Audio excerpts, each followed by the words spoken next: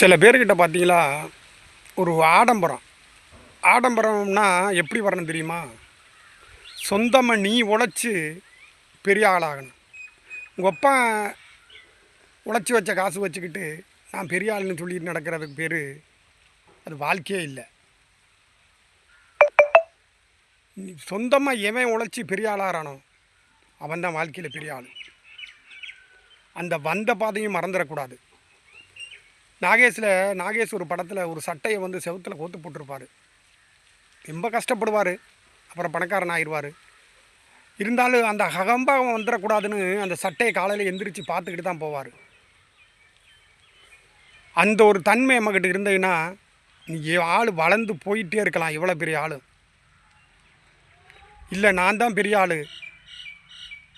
உன்னை சுற்றி உன்னை உழைக்க வச்சு பெரிய ஆளாக்குறான் பாருங்க. ஒரு 20 வருஷமாக ஒருத்தன் உனக்கிட்ட வேலை பார்க்குறேன் அப்படின்னா, 20 வருஷம் நம்மக்கிட்ட வேலை பார்க்குறாருன்னா அவனையும் ஒரு இதில் அந்த குடும்பத்தை பெரிய ஆளாக்கி விடணும். அவன் தான் உண்மையான மனுஷன்.